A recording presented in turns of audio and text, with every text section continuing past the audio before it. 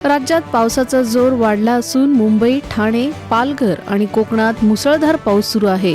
भारतीय हवामान विभागानं आज आणि पुढील 2 दिवस राज्यातील बहुतांश भागात जोरदार ते अतिमुसळधार पावसाचा इशारा दिलाय. मुंबईसह उपनगरांसाठी अतिवृष्टीचा इशारा जारी करण्यात आला असून नागरिकांनी अत्यावश्यक कामाशिवाय घराबाहेर पडू नये असं आवाहन करण्यात आलंय. राज्यातील 5 जिल्ह्यांना रेड अलर्ट, 10 जिल्ह्यांना ऑरेंज आणि 14 जिल्ह्यांना येलो अलर्ट जारी करण्यात आलाय. दरम्यान राज्यातील धरणांमध्ये 10,443 दशलक्ष घनमीटर म्हणजेच 25.56% उपयुक्त पाणीसाठा उपलब्ध झालाय. उपमुख्यमंत्री एकनाथ शिंदे यांना ताप आणि अशक्तपणामुळे शनिवारी रात्री ठाण्यातील ज्युपिटर रुग्णालयात दाखल करण्यात आले. डॉक्टरांनी त्यांना आणखी 2 दिवस विश्रांतीचा सल्ला दिल्यानं सोमवारीही ते रुग्णालयातच राहण्याची शक्यता आहे. मंगळवारी त्यांना डिस्चार्ज मिळू शकतो, मात्र याबाबत अजूनही अधिकृत दुजोरा मिळाला नाही. राज्याचे आरोग्यमंत्री प्रकाश आबिटकर यांनी सततच्या धावपळीमुळे शिंदे यांच्या प्रकृतीवर परिणाम झाला असून सध्या त्यांना पूर्ण विश्रांतीची गरज असल्याचं सांगितलंय. साकीनाका मॅनहोल दुर्घटनेनंतर भाजपचे मुंबई अध्यक्ष अमित साटम यांनी केलेल्या वादग्रस्त विधानामुळे राजकीय वातावरण चांगलंच पेटले. मनसे अध्यक्ष राज ठाकरे यांनी उपमुख्यमंत्री आणि गृहमंत्री देवेंद्र फडणवीस यांना पत्र लिहून तीव्र नाराजी व्यक्त केली आहे. लोकांच्या मृत्यूवर हसणाऱ्या लोकप्रतिनिधींवर कारवाई न होणं गंभीर असल्याचं त्यांनी म्हटले. सत्तेचा माज आला आहे, पण सरकारकडून कोणताही खेद व्यक्त होत नाही अशी टीका देखील त्यांनी केली आहे.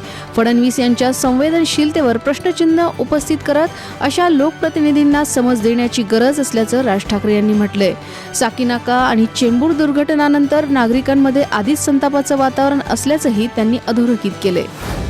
खासगी रुग्णालयांकडून अवाजवी शुल्क आकारण्याच्या तक्रारींवर राज्य सरकारनं मोठं पाऊल उचललंय. महाराष्ट्र चिकित्सा आस्थापन विधेयक विधानसभेत सादर करण्यात आलंय. रुग्णांच्या हक्कांचे संरक्षण करण्यावर यामध्ये भर देण्यात आलाय. या विधेयकानुसार पैशाअभावी कोणत्याही रुग्णाला उपचार नाकारल्यास संबंधित रुग्णालयावर दंडात्मक कारवाई करण्यात येणार आहे.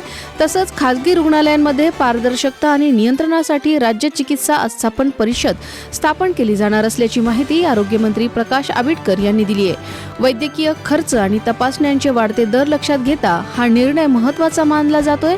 आता या नव्या कायद्याची खासगी रुग्णालयांकडून प्रभावी अंमलबजावणी होते का याकडे सर्वांचं लक्ष लागले.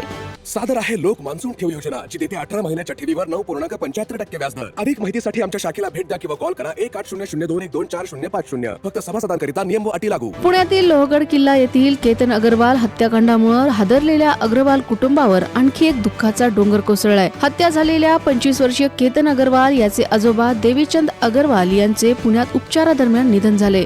केतनचे वडील विशाल अग्रवाल यांनी सोशल मीडियावर मिस यू डॅड अशी भावनिक पोस्ट शेअर करत ही माहिती दिली आहे.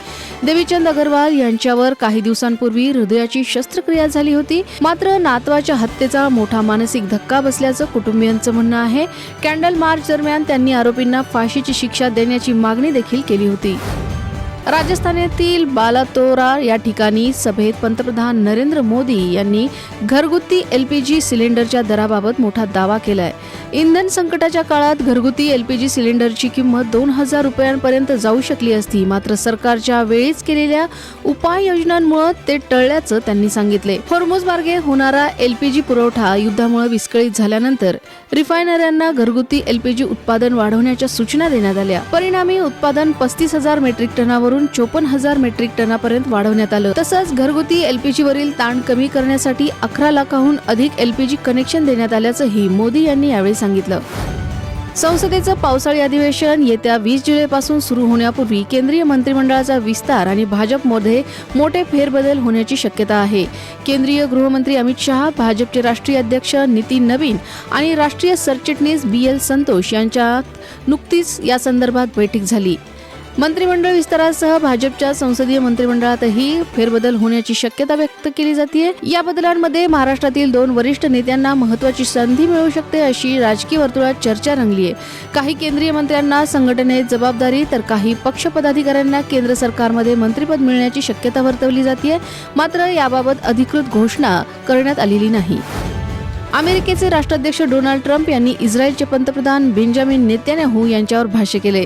त्यांनी आमचे संबंध चांगले आहेत, पण बॉस कोण आहे हे त्यांना माहिती आहे असं म्हणत त्यांनी नेतन्याहू यांना टोला लगावलाय. या आठवड्यात किंवा पुढील आठवड्यात दोन्ही नेत्यांची व्हाईट हाऊसमध्ये भेट होण्याची शक्यता आहे.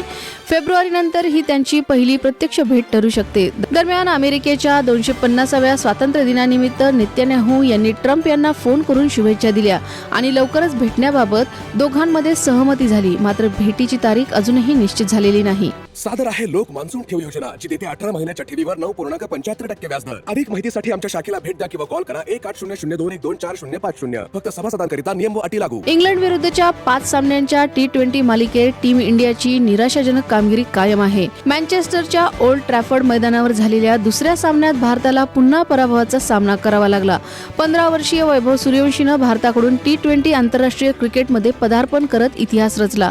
मात्र त्याला म्हणावी तशी धडाकेबाज कामगिरी करता आली नाही.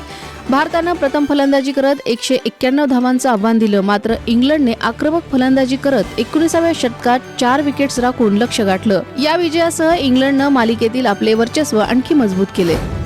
बॉलिवूडची अभिनेत्री प्रीती झिंटा हिनं AI तंत्रज्ञानाच्या गैरवापराविरोधात मुंबई उच्च न्यायालयात याचिका दाखल केली आहे. सोशल मीडिया आणि विविध वेबसाईटवर तिचे AI ने तयार केले डीप फेक फोटो, व्हिडिओ आणि मॉर्फ केलेले संदेश प्रसारित होत असल्याचा दावा तिने केलाय.